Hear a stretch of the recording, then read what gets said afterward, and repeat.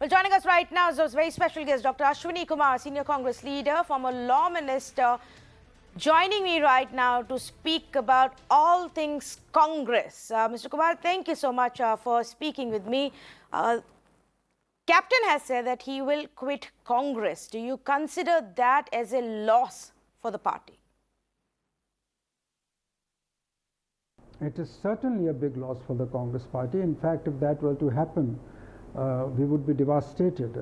Captain Amarinder Singh has had a long history of association with the Congress party. He is a tall figure. He's made a huge contribution in strengthening the Congress party in the past. I sincerely hope he would not leave the party. Many congresspersons are extremely concerned about this possibility.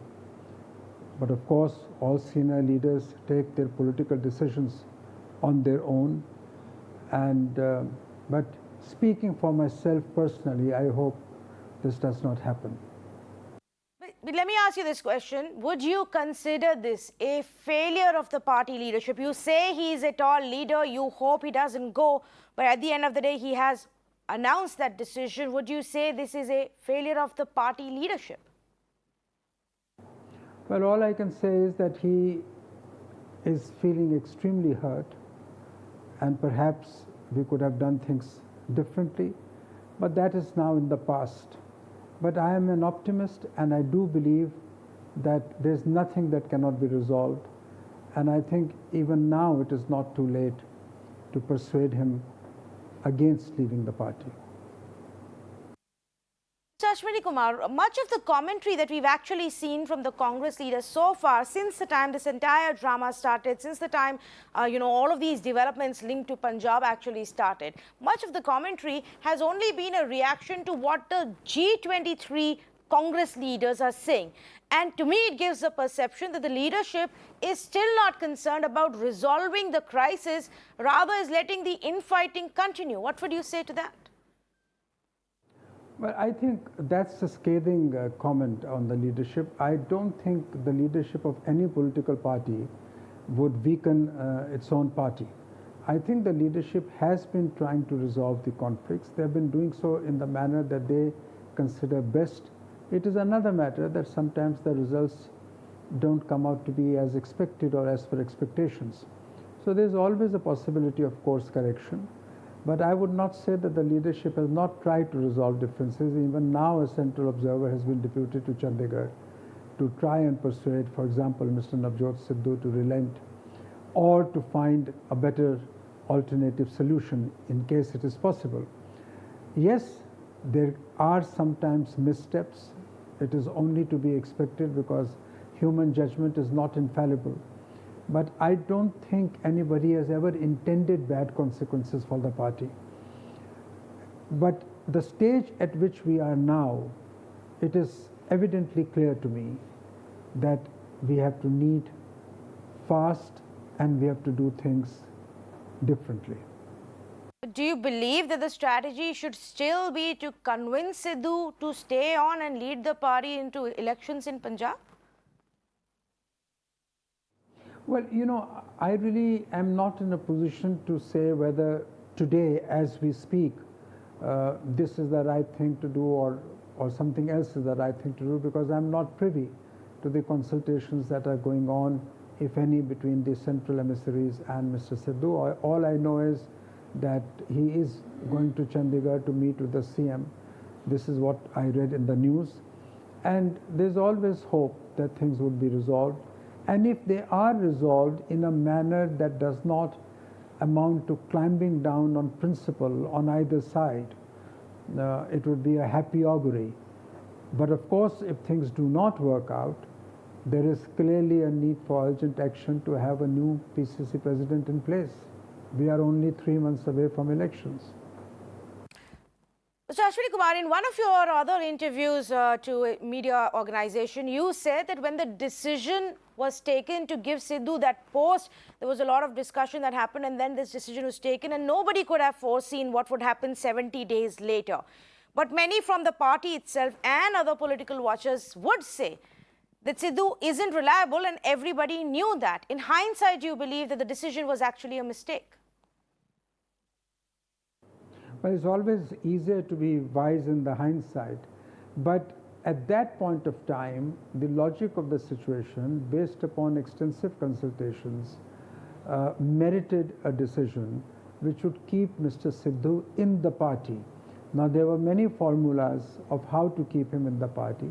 At the end of the day, the leadership decided that he should be entrusted with the position of the presidentship of the party in the state, and that is how the decision was taken. It just so happens that merely 70 days after the decision, things have turned out not to our entire satisfaction. This has come as a rude shock, a very disturbing shock, and we are yet to deal with it. But I think the process is on, and as long as negotiations are going on, there's always hope for an amiable and a better solution. Okay, so let's talk about the other larger issue. There was a lot of commentary that came in from Mr. Sibal. Then there were protests, vandalism that took place outside his house by Congress workers. Mr. Shashi Tharoor has spoken, Manish Tiwari, Ghulam Nabi Azad, Anand Sharma. They have all spoken out about what's going on. Are you disappointed that the Congress leadership and the Gandhi specifically haven't responded? Well, keeping the individuals aside, some of the people in that grouping are old Congress people. But I do want to make one thing absolutely clear, that the issues that are being raised, let's break them down. What are the issues? Convene a CWC meeting? How many times has the CWC met even after the last letter was written? Several times. The only thing that has not happened is elections in the party because of the COVID situation, and that was also made known to them. In the meantime, there have been pressing urgencies like the coming state elections, so forth and so on. It has happened several times in the past that elections have been deferred, the organizational elections within the party. Now, as far as the decision making is concerned, I would just like to ask myself this question: what is it that is so different today? The people who are now questioning the decision are the people who are beneficiaries of this decision-making process. They were made ministers, they were made spokespersons of the party, members of parliament.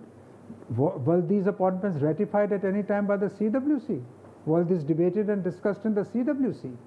So we all understand political posturing. We all know that all personal political ambitions are masked behind so-called high principle. These principles in politics are nothing more than political expediency. And what is there to stop them from writing a letter to the Congress president, listing out their grievances and requesting her to meet them individually or otherwise? Therefore, and if this is the kind of feeling that they feel is widespread in the party, what prevents them from requisitioning an AICC meeting if they have the necessary numbers? They talk about democracy. So therefore, sometimes a good point of principle is lost because of the people who are espousing them. Then what would you then call this grandstanding and nothing more by the G23 leaders? Of course it is grandstanding. What else? And why now? Why now? When the party is facing a crisis, you fish in troubled waters. Is it a part of the political culture that we must encourage in the party? Nobody questions anybody's right to have a view. Please do not misunderstand me. I myself don't agree with many things, but what is this procedural aspect they're raking up every now and then? Have a CWC. There have been CWC meetings galore in the last so many years. What has turned out of those meetings? And the decision-making process, we all know, major decisions after consultations with the concerned people. For example, on Punjab issue, everybody who mattered in Punjab has been consulted. But somewhere the decision has to be taken by the central leadership. And they have taken the decision. This has been a tested method in the past. You can argue, you can of course argue that now you want to do things differently. Fine, get a consensus in the party and do things differently. But having laying down a kind of a subterfuge to attack the leadership when the chips are down for the party is not a sign of great character. Okay, I get the point that you're making about the timing of them raising it when the party is down, you say. But you say they didn't follow procedure. They did write letters. They wrote a letter last year. That's how this issue came to light. They've written again, then and now. If the leadership isn't accessible, what else can be done? For example, yes, maybe COVID did have an impact on holding elections for the party president.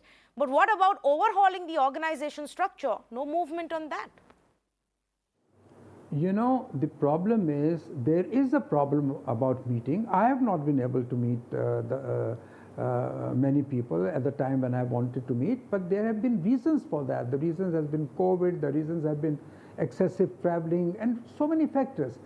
All right, even if this you don't like waiting a long time to meet someone, this is not a ground to begin attacking the leadership. You can write to them and say that we are troubled by this and we would like a structure in place where accessibility is ensured, and then you get the leadership's point of view, and therefore you try and work out a modus vivendi. I can understand that.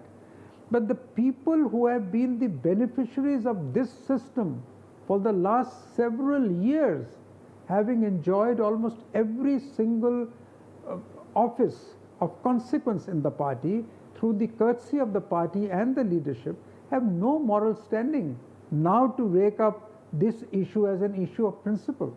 Nobody is against correcting the aberrations. Nobody is against finding new ways to further revitalize the party.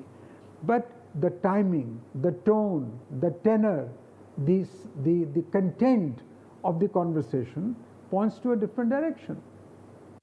But Dr. Ashwani Kumar, look at the situation right now. It started off as Captain versus Sidhu, then it became Captain versus Congress, then Sidhu versus Congress. Now it's G23 versus Congress. It's essentially Congress versus Congress, just linked to Delhi and Punjab. I'm not even getting to Chhattisgarh and elsewhere. If it is not now the time to speak up, then when will it be? Well, it's not a happy circumstance. These are troubling realities of the Congress politics today, and I'm not shying away from admitting that. But is this the way forward is the question. Is precipitating an issue at a very difficult juncture for the party the right way to go forward on the way to revitalization of the party? That's the question. Who is talking about is the question. Who are the people who would have had the moral authority to talk about this is the question. These are the points that you need to factor. And I'm sufficiently well conversant with the shortcomings of the party to shy away from admitting those. All parties have shortcomings. We also must have had shortcomings. We have, of course, suffered politically, so everything is not fine. But to find a wrong time, a wrong issue to personally attack the leadership, from whom you have taken everything and who has given to this country 10 years of Congress government at the center and several state governments, I think is absolutely unjustified. Okay, we leave it there for now. Dr. Ashwani Kumar, I appreciate you joining us and taking all my questions. Let's hope that the leadership and the Congress party is able to get its house together.